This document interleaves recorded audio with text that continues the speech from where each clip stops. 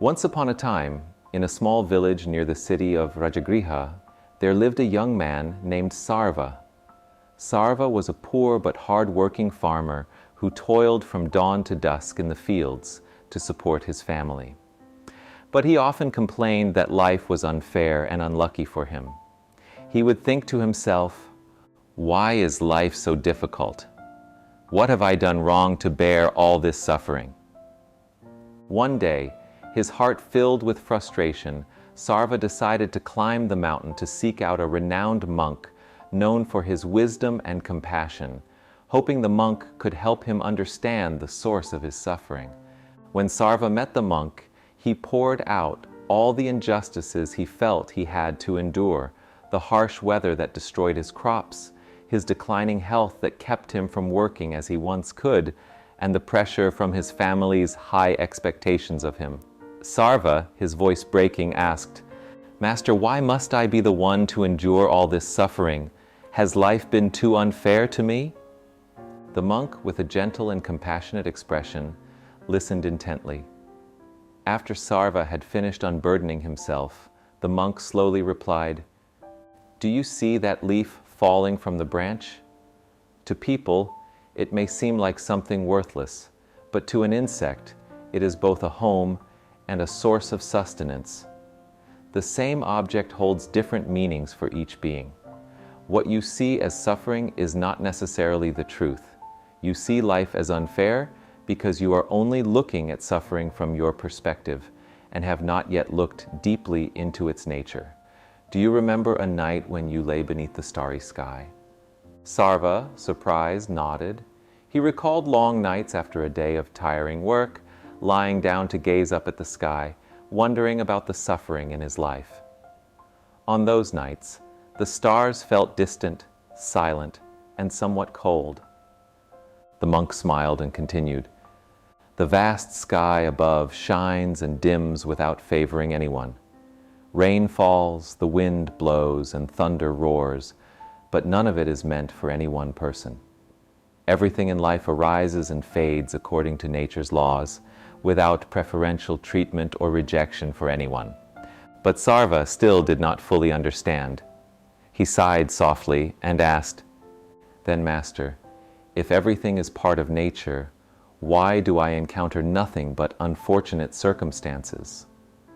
The monk nodded as if he had anticipated this question and began telling an ancient story from the time of the Buddha.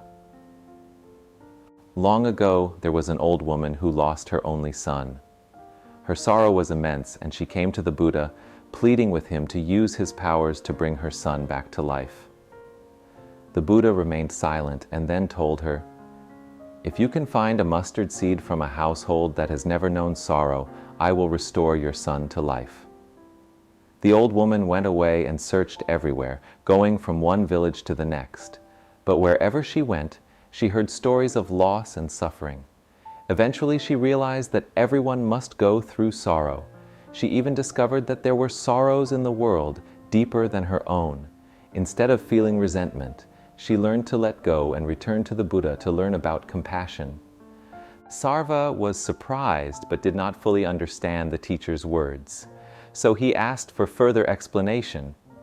The teacher smiled and continued telling the story of Lord Buddha, who was once Prince Siddhartha. He was born into luxury and never had to endure any external suffering. However, as soon as he left the palace to explore the world, he witnessed the realities of birth, aging, sickness, and death, experiences that cause humans to be engulfed in suffering. Siddhartha was heartbroken, but he did not complain. Instead, he resolved to seek the true cause of suffering and the way to be liberated from it. After hearing this, Sarva sighed, "But Master, that is because he achieved enlightenment. As for me, I am just an ordinary person. I can never comprehend such profound philosophies." The monk did not argue, but gently suggested that Sarva take a walk around the monastery and observe the people. As he walked, Sarva encountered a man also lamenting his misfortunes. The man shared with Sarva how he had been hurt and annoyed as someone behind him kept poking his foot. Yet when he turned around, he realized it was a blind man, and the thing poking him was merely the tip of the man's walking stick. The man's story touched Sarva's heart.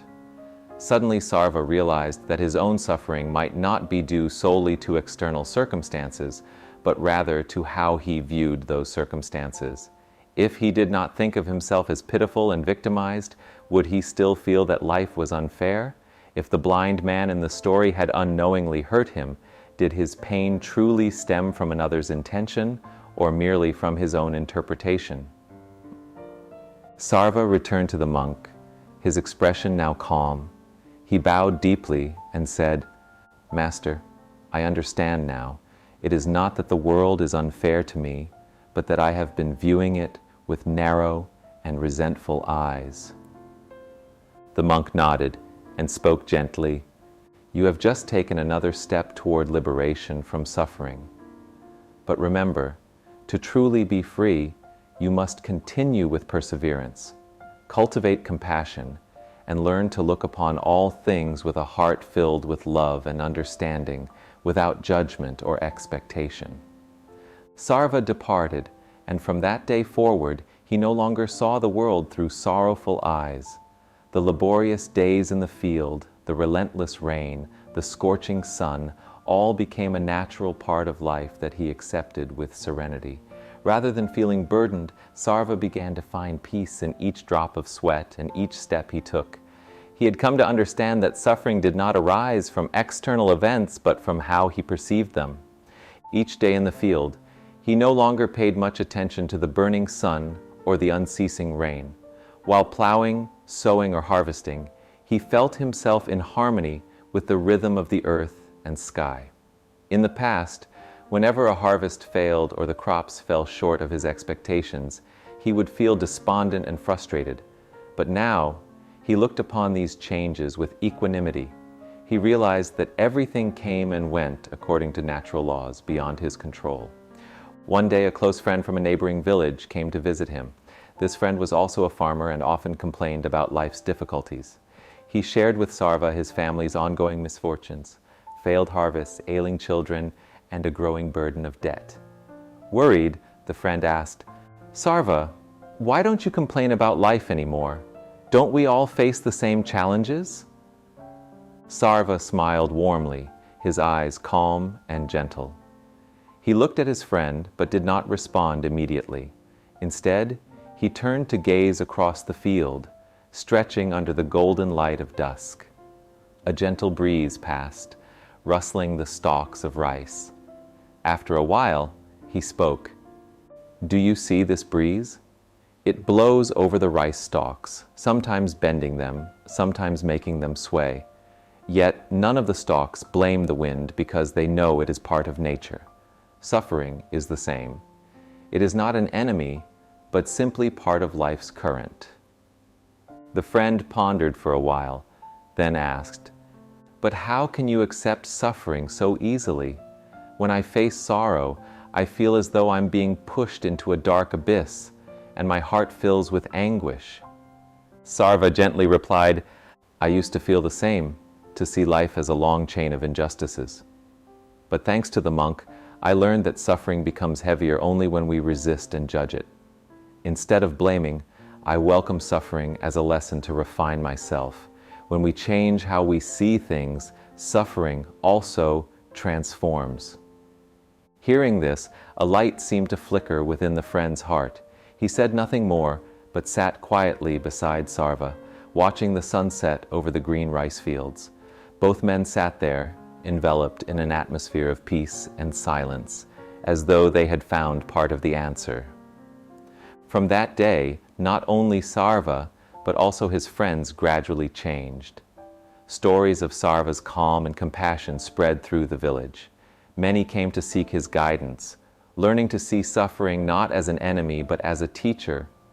His fields bore not only rice, but also seeds of peace in people's hearts, as part of the interconnected flow of compassion and destiny in this vast life. And so Sarva continued to share the wisdom he had learned from the monk, helping others transform suffering into steps toward inner peace. the world flows onward, carrying both sorrow and joy like a river that constantly changes its course.